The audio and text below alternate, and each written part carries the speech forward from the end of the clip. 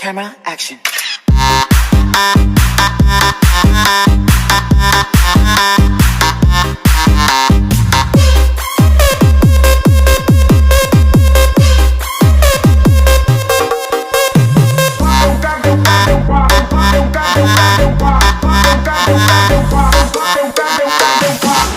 Eto guys, meron dito isang unit na Mirage Mitsubishi. So kaya dito, matanong lang kita, anong ginawa rito sa Mirage na to? Ba't ganyan itsura niyan? Ano yan na-over ko yan kasi marami siyang tama, mga lubog-lubog, minasilyan ko lang. So pag sinabing wash over, anong ibig sabihin nun? Anong ginagawa niyo sa part ng sasakyan? Ano yan, nililihain ng buo, tapos primer, Papatungan ng primer. patong primer, tapos kulay na. Kulay Wala na. siyang abulan, no? Kulay yan. First Oh, okay. So ito, wash over guys. Tingnan nyo guys, wash over. Isang buong body ng sasakyan nyo, pag wash over, ganito ang mangyayari. So guys, ito hindi pa ito nararabing ha. Clarification lang, hindi pa nararabing ito. Pinatayo pa yan. Pinapatuyo pa lang to.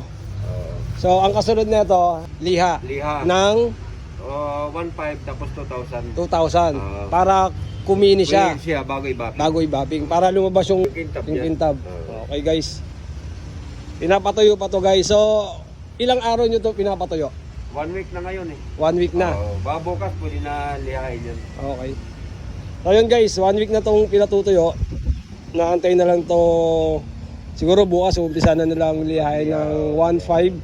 Pagtapos ng 1.5, 2,000 naman na pangliha. Ang brand ng liha nila is 3M.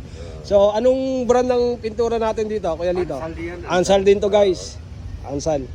Pag winash over guys, tanggal ang gas cap. Yan, Tanggal ang mga Ito ilaw. lang ito ko ina-handle kasi body color siya. Ito.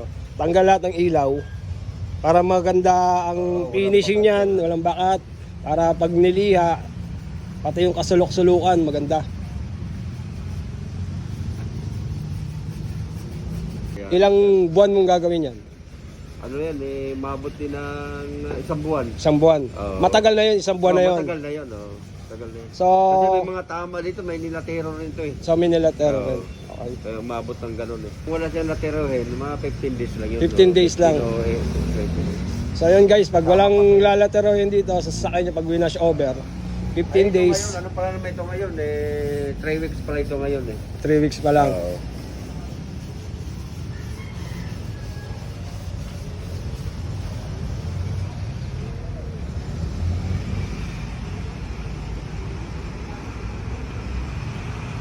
Yun mga kaidolo, ito na yung Mirage na binidya natin nung nakaraang linggo. So binalikan natin ngayon, bumalik tayo after 1 week. Tumawag sa atin si Kuya Lito na tapos na daw yung Mirage na ginawa niya. So ito na yung kinalabasan guys. Kita nyo guys, ang ganda. Back to original. Ang kintab guys.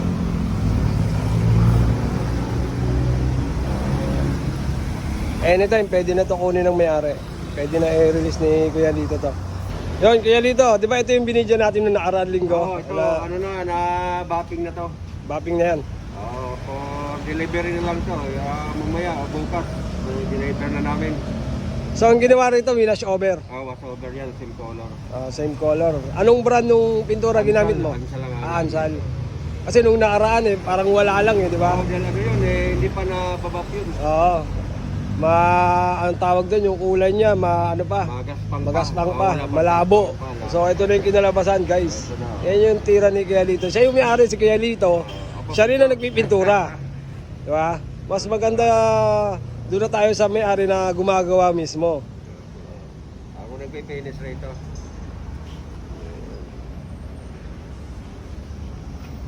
Magkano inabot Kuya Lito to? Babot to ng 30. 30,000. Oh, okay. So guys, 30,000 inabot kasi may bulok siguro sa ilang part dito, may yupe. So kailangan ng latero.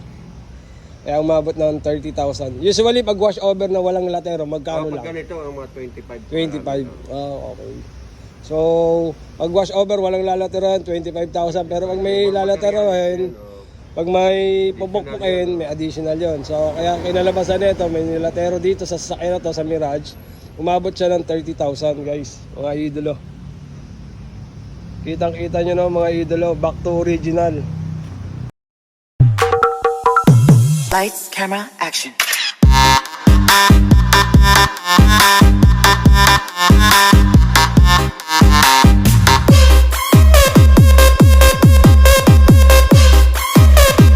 Lights, camera, action.